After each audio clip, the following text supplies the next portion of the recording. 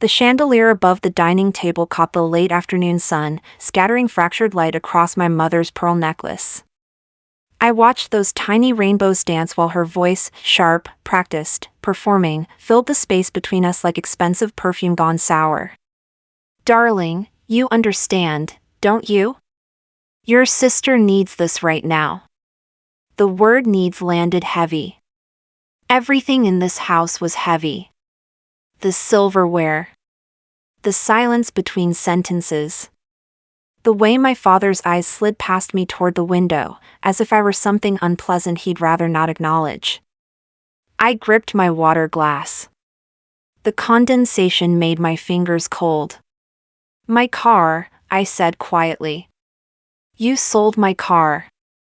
Your father and I made an executive decision." Mom's smile was museum quality, beautiful, untouchable, preserved behind glass. Chelsea's therapist suggested a change of scenery might help her process everything she's been through. Everything she's been through. My sister's breakup with her boyfriend of 3 months.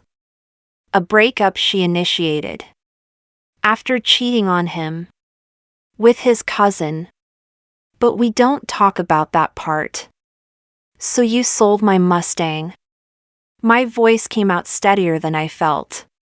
"The one I saved for 4 years." "Oh, sweetie." My mother reached across the table, her manicured nails grazing my wrist. I pulled back. "It's just a car." And Chelsea needed the money for her wellness retreat in Sedona. You know how sensitive she is. Sensitive. Another heavy word in a house full of them. My Aunt Margaret, seated at the far end of the table, made a small noise of agreement. The whole family was here today: Sunday dinner, mandatory attendance, silk napkins, and inherited china, and the particular kind of suffocation that comes from old money and older expectations. "I think it's wonderful that you're being so understanding," Aunt Margaret said, her voice honey-dripped and venomous. "Some girls would make a fuss." I met her eyes. Thought about making a fuss. Thought about screaming until the crystal rattled, until the careful facade cracked, until anyone, saw me as something more than the daughter who could be used because she wouldn't fight back. Instead, I stood up. "Excuse me." My mother's sigh followed me out of the dining room.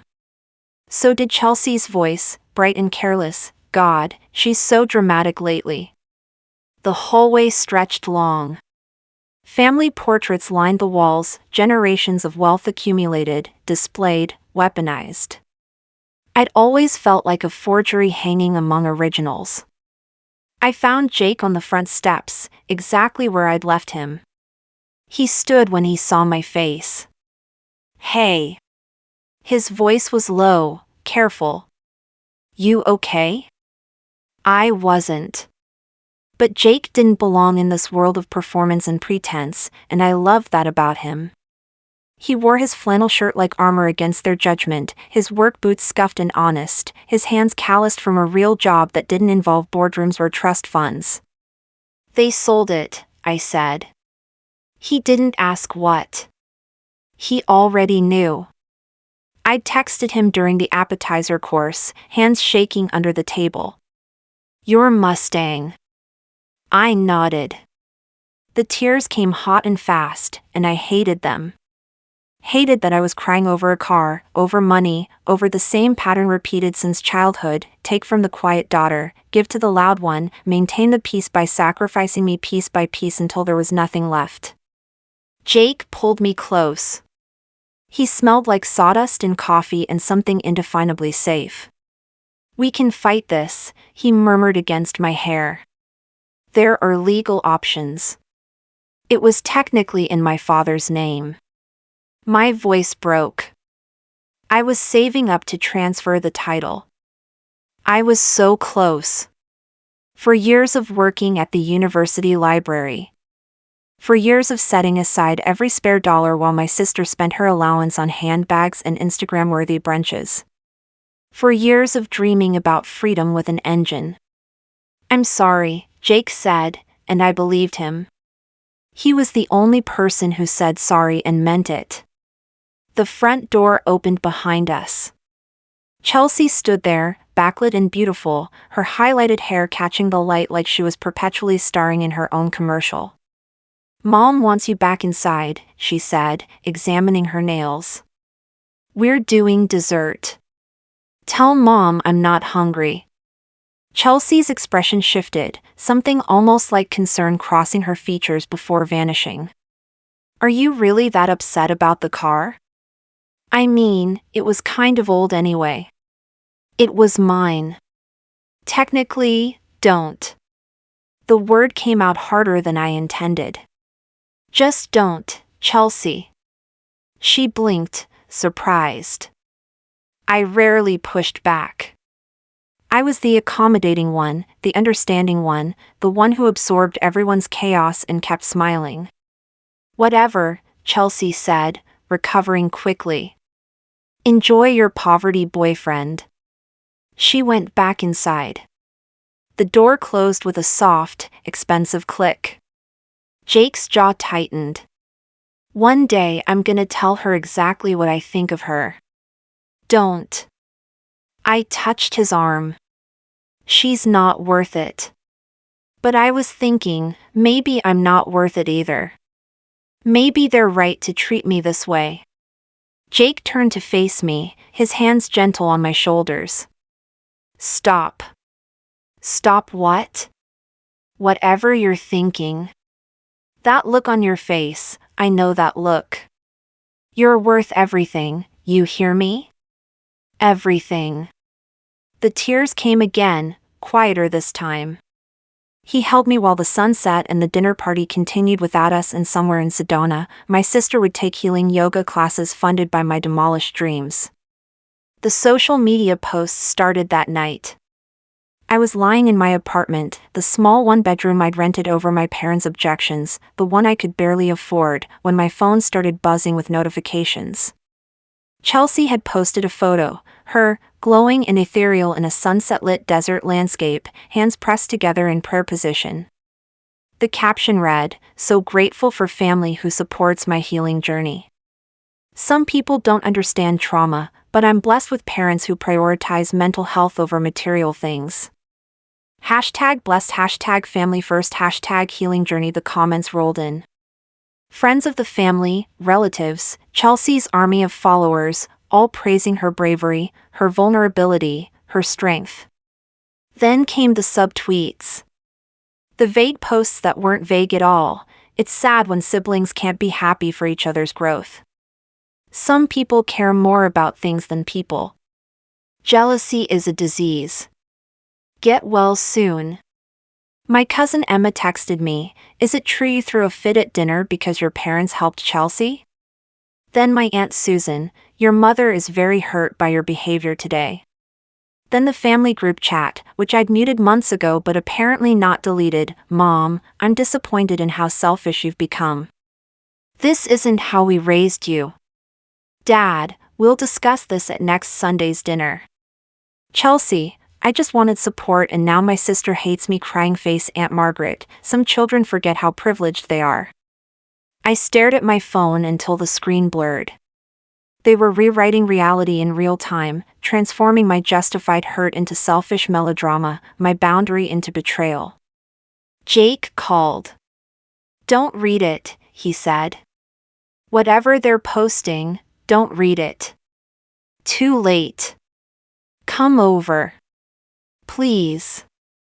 I grabbed my keys, to my old Honda, the backup car I'd kept, the sensible one that smelled like disappointment, and drove through quiet streets to his apartment across town.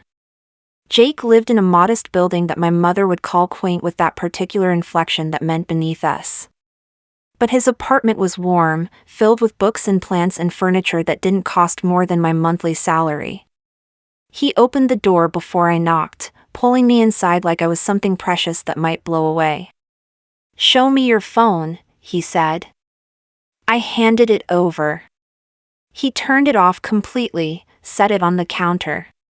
"For tonight, they don't exist." We sat on his couch, thrifted, comfortable, real. He made tea because he knew I didn't drink when I was upset, and we watched the steam rise in silence for a while.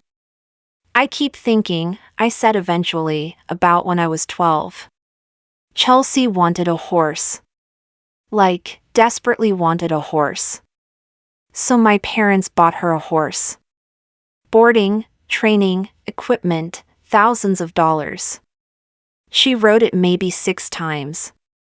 Jake listened, his hand warm against mine. I asked for art classes.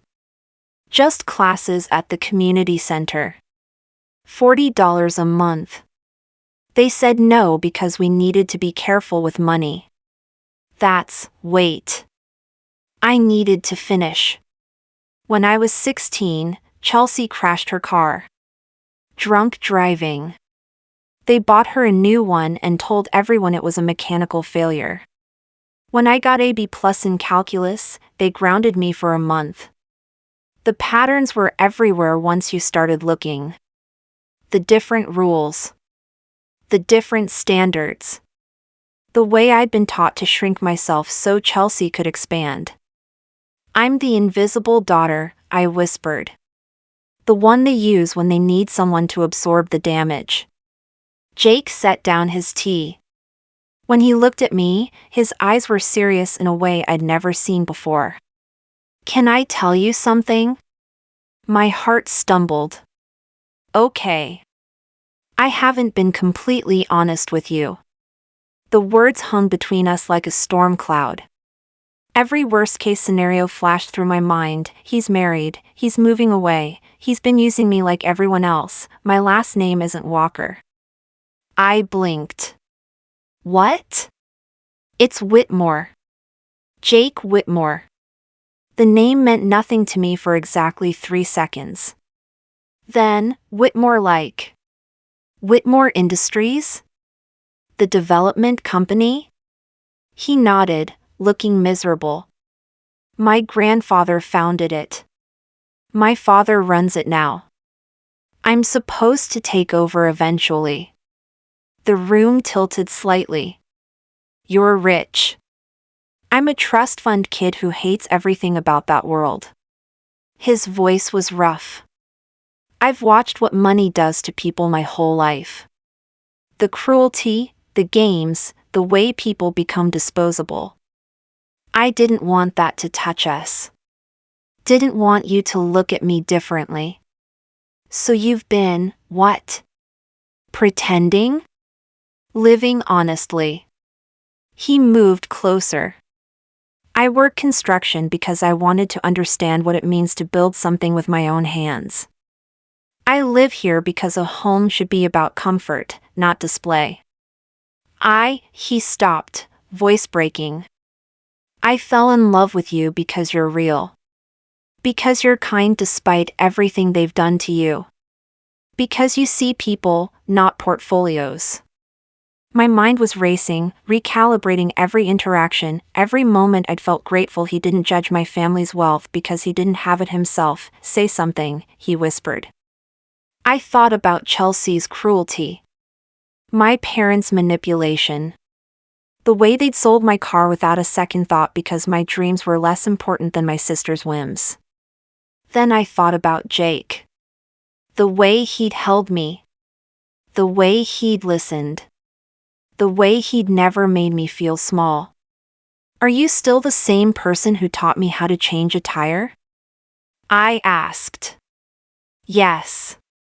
The same person who reads poetry and rescues spiders instead of killing them? Yes.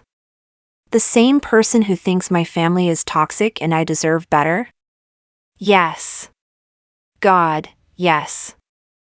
I exhaled slowly. Then I don't care about your last name.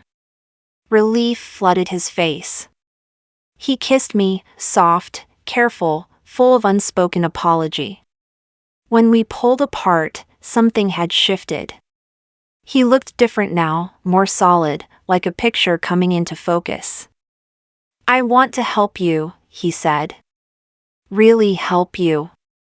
If you'll let me. The lawyer's office smelled like leather and expensive cologne. Her name was Patricia Chin, and she had the kind of sharp intelligence that made me sit up straighter.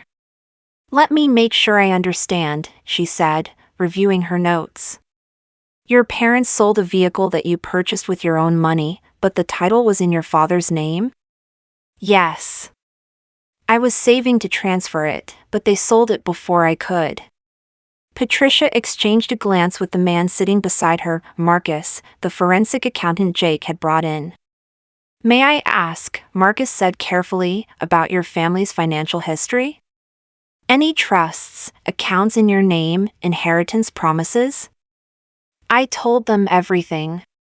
The trust fund my grandmother had left me that I couldn't access until 30. The college fund my parents had borrowed from to finance Chelsea's failed boutique. The endless promises of future support that never materialized. Marcus took notes, his expression growing darker. "We'll need documentation," Patricia said. "Bank statements, emails, text messages. Anything showing financial agreements or promises." Over the next 3 weeks, I became an archaeologist of my own exploitation. I dug through old emails, finding messages where my father promised to pay me back for money I'd loaned them. Text threads where my mother asked to borrow my savings for Chelsea's emergencies. Bank statements showing irregular transfers from my account, transfers I'd authorized under pressure, believing I had no choice. Marcus found more. The trust fund had been used as collateral for loans my parents took out. My grandmother's explicit instructions had been ignored. There were irregularities, possible fraud, definitely ethical violations. "They've been using you as a financial resource," Marcus said during one meeting, his voice tight with anger. 4 years. Jake sat beside me, his hand steady against mine while my world reconstructed itself. I'd been gaslit into believing I was selfish when I was actually being systematically exploited. Patricia leaned forward. "Here's what I recommend. We send a formal legal letter requesting full accounting of your trust fund and restitution for unauthorized use. We can also pursue the car sale. There are grounds for a claim since you funded the purchase." "They'll be furious," I whispered. "Let them be furious," Jake said quietly. "You've absorbed their anger your whole life. Let them feel their own for once." The letter was delivered on a Tuesday. By Wednesday, my phone was exploding. Texts from my mother ranging from wounded, "How could you do this to us?" to threatening, "You'll regret this." Calls from relatives demanding I explain myself. Voice messages from my father about family loyalty and legal consequences of false accusations. Chelsea posted on Instagram, "When your own sister tries to destroy your family because she's jealous. Praying for her soul." Folded hands, broken heart, I blocked them all. It felt like stepping out of a burning building, terrifying and necessary and strangely clean. The investigator Patricia hired found more than we'd expected. My parents had taken out credit cards in my name when I was 18. Small amounts, always paid off, but without my knowledge or consent. Identity theft, Marcus called it. They'd been building my credit to use as a resource. "You have them," Patricia said during our meeting. "Completely. We can pursue criminal charges if you want." I thought about that. About my mother in handcuffs. My father's reputation destroyed. The family empire crumbling. "I don't want revenge," I said slowly. "I want my money, my car's value, and I want them to leave me alone." Patricia smiled. "That's actually much more powerful." The confrontation happened at their house, at my insistence. I wanted them on their territory when their world shifted. Sunday dinner. The whole family gathered again. I walked in with Jake, no longer hiding who he was, his expensive watch visible, his posture carrying the weight of generational wealth he'd been taught to wield. My mother's eyes narrowed when she saw him. "I thought we agreed you wouldn't bring him." Jake Whitmore, he said, extending his hand. Whitmore Industries. Pleasure to meet you officially. The temperature in the room dropped. My father's face went carefully blank, the expression of a man recalculating everything. I sat down at the table. Patricia had coached me, stay calm, state facts, don't engage emotionally. I'm here to discuss the misappropriation of my trust fund and the sale of my vehicle, I said. This is hardly the time, my mother started. You've been using my financial resources without permission since I was 18, I continued. You've taken out credit in my name. You've used my inheritance as loan collateral. You've violated the explicit terms of my grandmother's trust. Silence. Chelsea broke it. Are you seriously threatening Mom and Dad? Over money? Over theft, Jake said quietly. That's what it's called when you take something that doesn't belong to you. My father found his voice. This is absurd. Everything we did was for this family, no. The word came out stronger than I expected. Everything you did was for Chelsea. And for yourselves. I was a resource to be used. A bank account with a heartbeat. I pulled out the folder Patricia had prepared. Documents. Evidence. Years of exploitation laid out in spreadsheets and statements. I don't want to destroy you, I said. But I want what's mine. The full value of my trust fund, properly managed. Restitution for the car. And I want you to leave me alone. My mother's face had gone pale. You'd really do this? To your own family? The question hung there, heavy with implications. The years of guilt-tripping. The manipulation. The twisted logic that made me the villain for having boundaries. You did this, I said softly. You sold my car for Chelsea's vacation. You've been stealing from me for years. You taught me that my worth was measured by how much I could sacrifice. But I'm done being the daughter who disappears so everyone else can shine. I stood up. The room felt different now, smaller, less powerful. My lawyer will be in touch about the settlement. If you refuse, we'll pursue legal action. The choice is yours. I walked out. Jake followed. Behind us, the sound of my family imploding, voices rising, accusations flying, the careful structure of lies finally collapsing. They settled. It took 2 months and considerable legal pressure, but they settled. My trust fund was properly restored.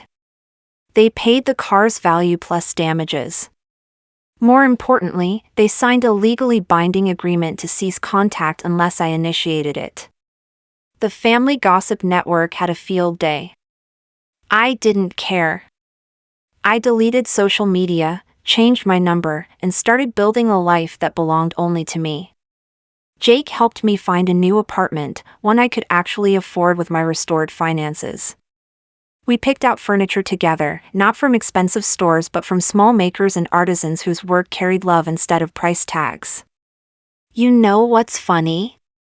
I said one evening, sitting on our balcony watching the sunset. I don't miss them. I thought I would, but I don't. Jake pulled me closer. You miss the family you deserved. Not the one you had. I'd started therapy. Real therapy, not the kind my sister performed for Instagram. My therapist said I was grieving, not for my parents, but for the childhood I should have had.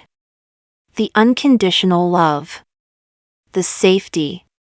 You're allowed to be angry, she told me.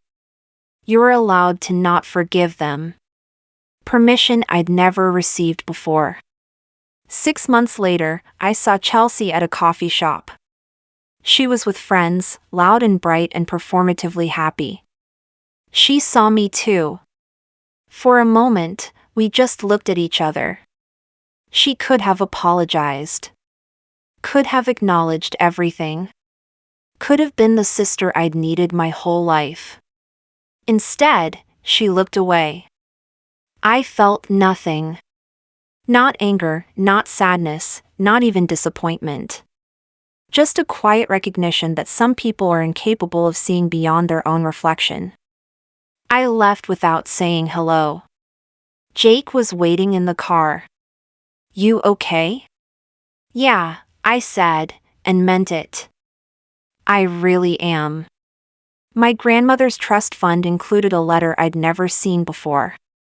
Patricia found it buried in the legal documents, instructions meant to be given to me on my 25th birthday, but conveniently lost by my parents.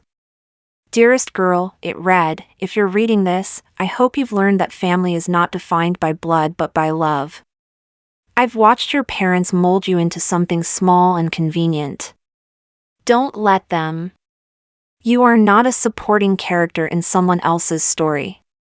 You are the heroine of your own. I cried reading it. Wished I'd known her better. Wished she'd lived long enough to see me escape. But maybe she knew I would. Maybe that's why she left me the tools to do it. These days, I work in art restoration, taking broken beautiful things and helping them remember what they were. There's a metaphor there that my therapist loves. Jake and I are building something real.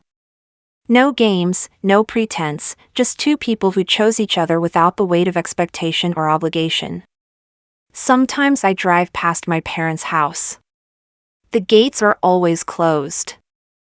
I don't wonder what's happening inside anymore. I have a new car now, a used Jeep I bought myself, title in my own name. It's not a Mustang, but it's mine in a way that matters. Freedom, I've learned, isn't about the destination. It's about finally having the keys.